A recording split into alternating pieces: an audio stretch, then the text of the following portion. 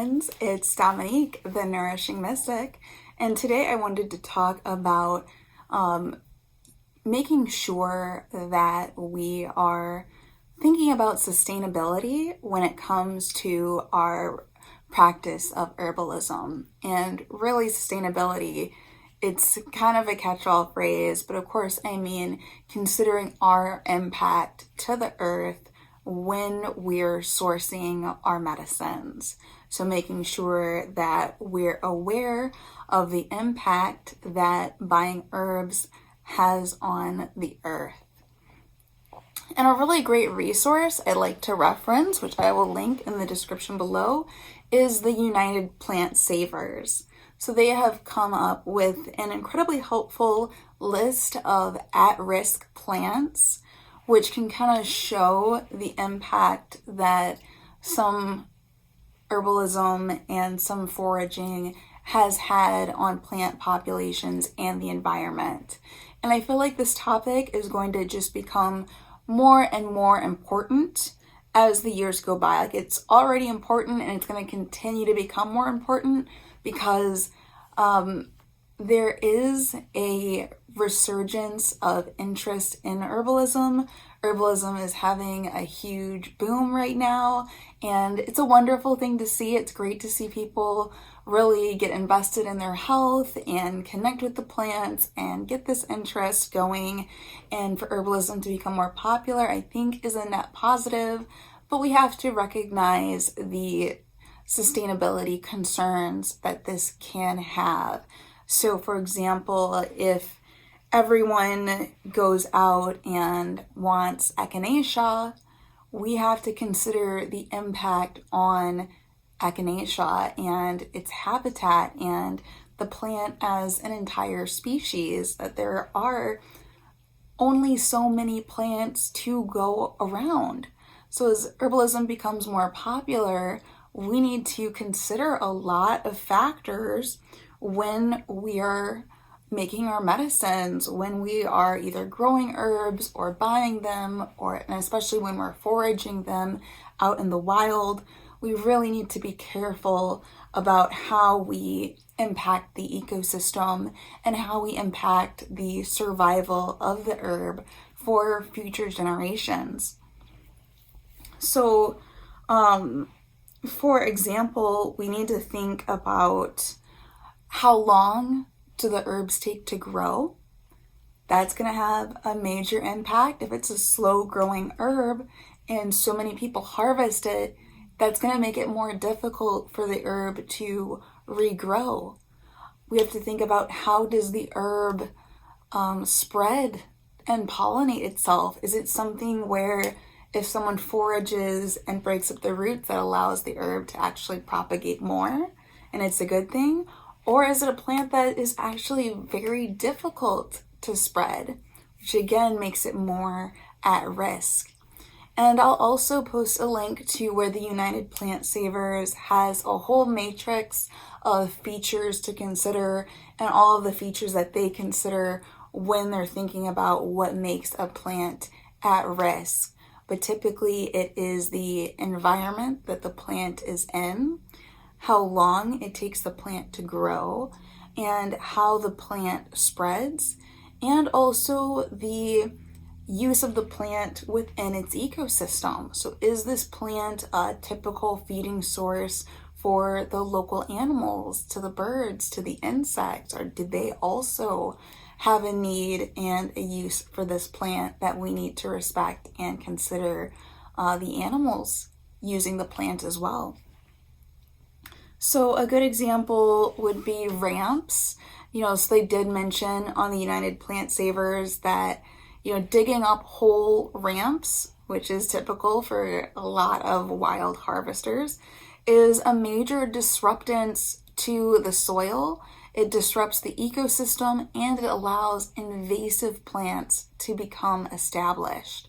So we can't just think of, let me just pull up this herb that I want for my dinner, my menu at my restaurant in the case of ramps.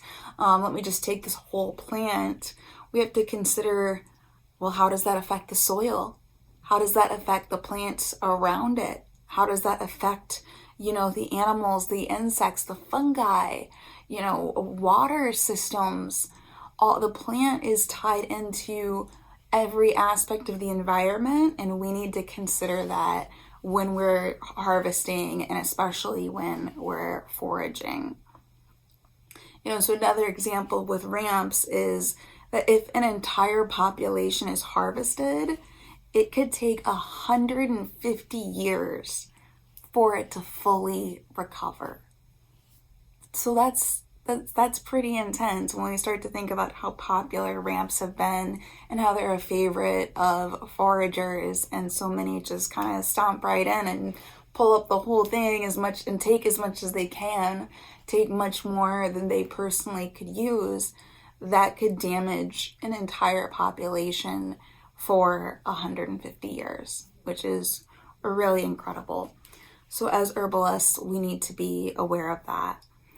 So some suggestions, and there are many out there. I'd say if you're interested in foraging, I definitely recommend Wild Remedies by Rosalie Delaforet, and Emily Hahn has some wonderful advice on sustainable foraging and sustainable herbalism.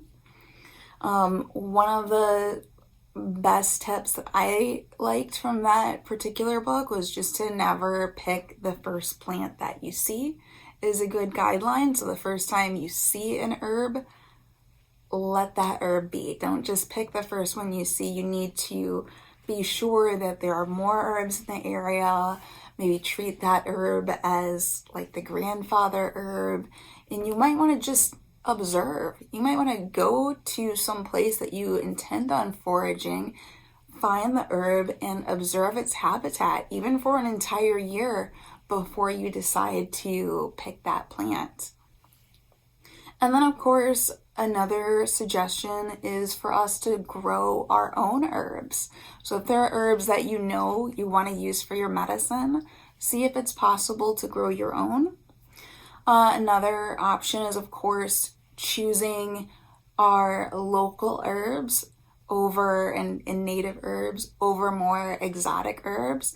This is the same concept as we see with the local food movement. So the closer the food or the herb is to you, the less impact it's going to have on the environment as a whole, because it doesn't have to travel long distances to get to you. So that's another factor we're considering, is if we're ordering some exotic herb from a faraway place, what kind of impact is that also having on the environment, versus possibly just picking out some herbs that are in our backyard or ordering from a local herb farmer, maybe an herb farmer in your state, someone who actually sells and grows herbs as local to you as possible is definitely preferred over buying herbs from faraway places.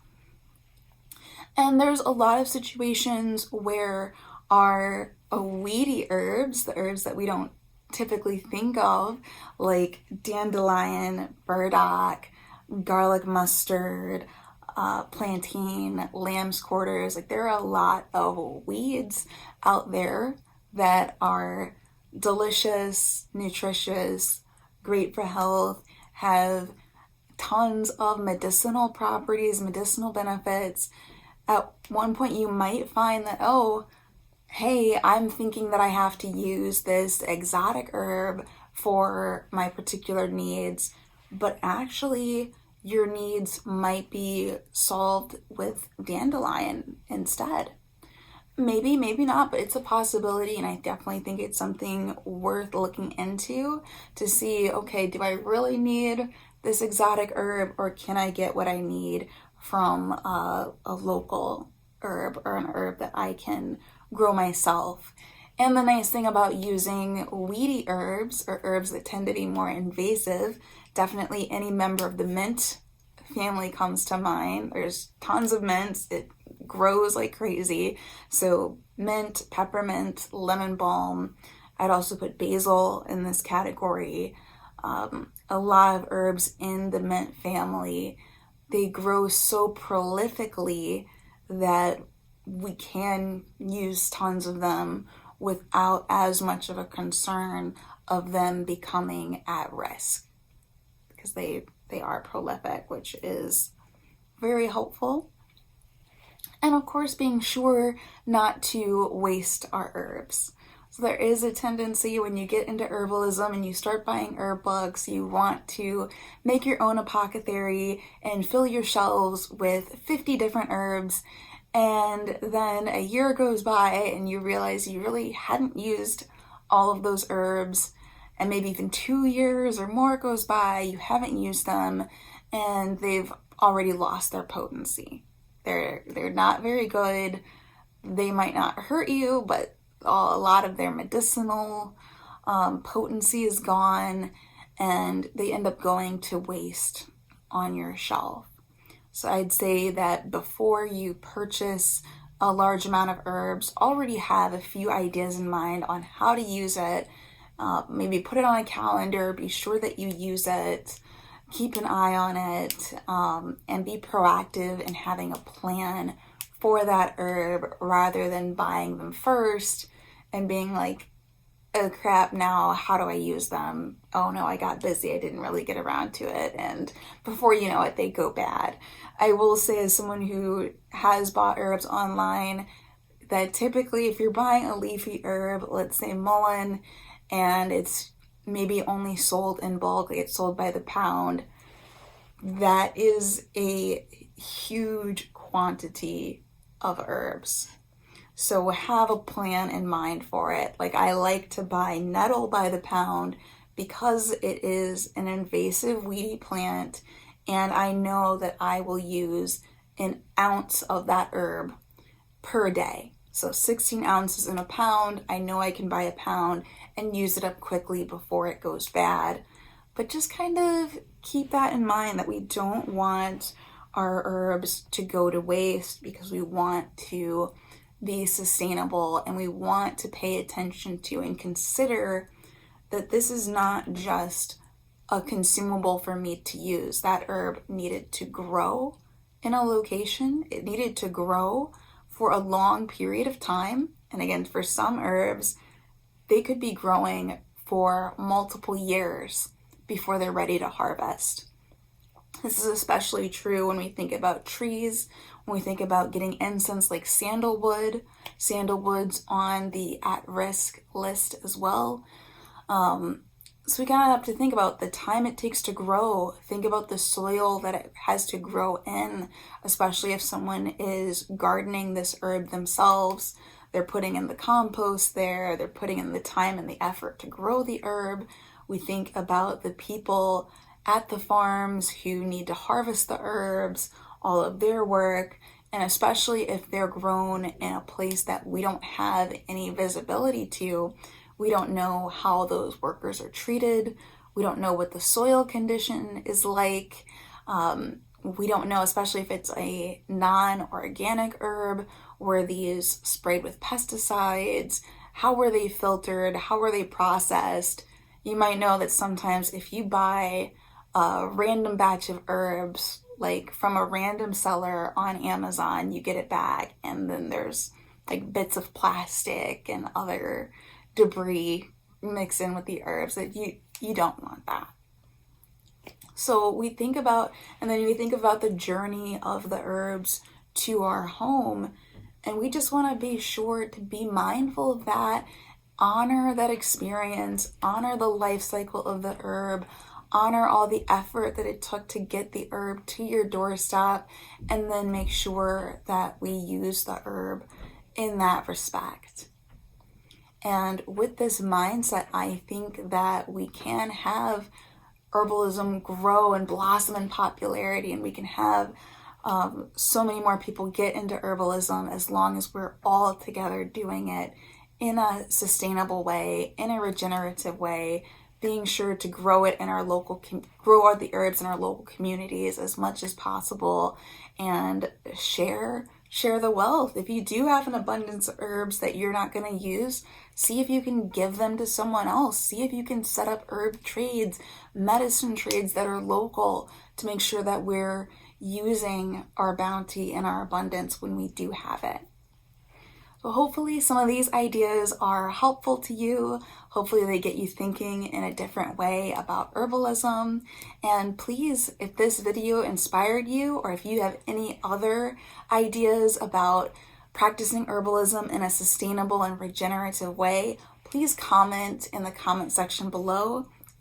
I'd love to hear from you. I read every single comment and I really appreciate your feedback. And even if you'd like to just comment with a heart emoji, I'd love to know that you made it to the end of the video.